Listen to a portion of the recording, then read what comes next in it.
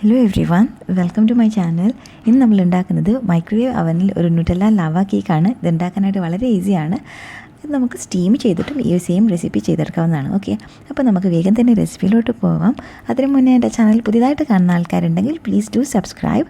അതിൻ്റെ എല്ലാ bell icon click ചെയ്ത് ഓൾ സെലക്ട് ചെയ്ത് കഴിഞ്ഞാൽ ഞാൻ അപ്ലോഡ് ചെയ്യുന്ന എല്ലാ വീഡിയോയ്ക്കും നിങ്ങൾക്ക് നോട്ടിഫിക്കേഷൻ ലഭിക്കും. അപ്പോൾ നമുക്ക് റെസിപ്പിയിലോട്ട് പോവാം.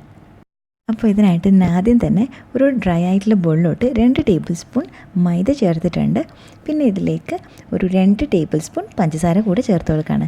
പഞ്ചസാര നിങ്ങൾക്ക് വേണമെന്നുണ്ടെങ്കിൽ കുറച്ചും കൂടെ അധികം മധുരം വേണമെന്നുണ്ടെങ്കിൽ കൂടുതൽ ചേർത്ത് കൊടുക്കാം. ഓക്കെ, ഇനി ഇതിലേക്ക് ഒരു 1/4 ടീസ്പൂൺ ബേക്കിംഗ് പൗഡർ ചേർത്ത് കൊടുക്കുകയാണ്. ഓക്കെ, ഇനി ഇതിലേക്ക് തന്നെ നമ്മൾ കൊക്കോ പൗഡർ ചേർക്കാണ്. 1 ടേബിൾ സ്പൂൺ കൊക്കോ പൗഡർ ചേർത്ത് കൊടുത്തിട്ടുണ്ട്.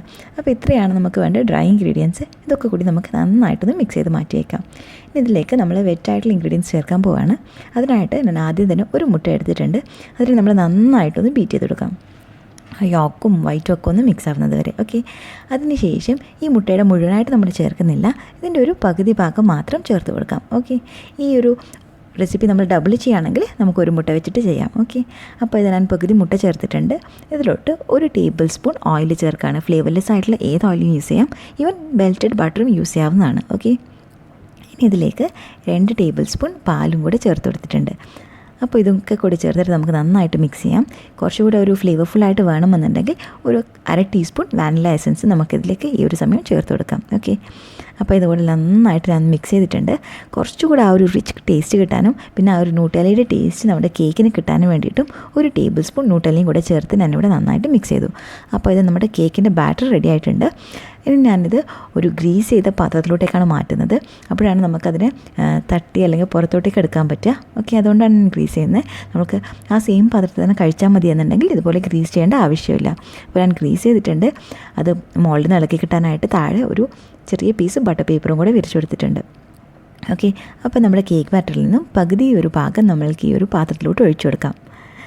അതിനുശേഷം നമ്മളിതിലേക്ക് നമുക്ക് വേണ്ട ന്യൂട്ടെല്ല ഫില്ല് ചെയ്യണം. ഓക്കെ, ഞാനിവിടെ ഒരു 2 ടേബിൾ സ്പൂൺ ന്യൂട്ടെല്ലയാണ് യൂസ് ചെയ്തേക്കുന്നത്. നിറയെ ചേർത്തിട്ടുണ്ട്. ഓക്കെ, അത് കൂടുതൽ ന്യൂട്ടെല്ല വേണമെന്നുണ്ടെങ്കിൽ നമുക്ക് കൂടുതൽ ചേർത്ത് കൊടുക്കാം. നമ്മൾക്ക് എത്രത്തോളം ആ ഒരു ലാവ സെൻറ്റർ വേണോ അത്രയും ന്യൂട്ടെല്ല ചേർത്ത് കൊടുക്കാം. ഓക്കെ, അപ്പോൾ ഈ ന്യൂട്ടെല്ലയും കൂടെ ചേർത്തതിന് ശേഷം നമ്മൾ ബാക്കിയുള്ള ബാറ്റർ ഇതിൻ്റെ മുകളിലോട്ടേക്ക് ഒഴിച്ചു കൊടുക്കുകയാണ്. അതിന് ശേഷം നമ്മൾ മൈക്രോവേവിൽ ഹൈ പവറിലിട്ടിട്ട് ഒരു 2 മിനിറ്റ് ഇതിനെ കുക്ക് ചെയ്തെടുക്കുകയാണ് ചെയ്യുന്നത്.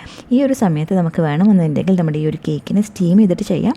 അത് നമ്മുടെ മുകൾ ഭാഗം ഡ്രൈ ആയി മുഴുവനായിട്ട് കുക്കാവുന്നത് വരെ സ്റ്റീം ചെയ്താൽ മതിയാവും. ഓക്കെ, അപ്പോൾ ഇത് നമ്മുടെ കേക്ക് അടിപൊളിയായിട്ട് വന്നിട്ടുണ്ട്. നമ്മൾ ഈ ഒരു കേക്കിൻ്റെ പാൻ ഗ്രീസ് ചെയ്തുകൊണ്ട് തന്നെ നമുക്ക് ഡിമോൾഡ് ചെയ്യാനായിട്ട് നല്ല ഈസിയാണ്. അപ്പോൾ ആ ഒരു പാത്രത്തിലോട്ട് മാറ്റിയിട്ടുണ്ട്. അതിൻ്റെ മുകളിൽ കുറച്ച് ഐസിങ് ഷുഗറും കൂടെ ഒന്ന് സ്പ്രെഡ് ചെയ്ത് കൊടുത്തിട്ടുണ്ട്. അപ്പോൾ വീഡിയോ എല്ലാവർക്കും ഇഷ്ടമായെന്ന് കരുതുന്നു. ഇഷ്ടമായി ലൈക്ക് ചെയ്യാനും ഷെയർ ചെയ്യാനും അതുപോലെ സബ്സ്ക്രൈബ് ചെയ്യാനും മറക്കല്ലേ. Thank you for watching guys.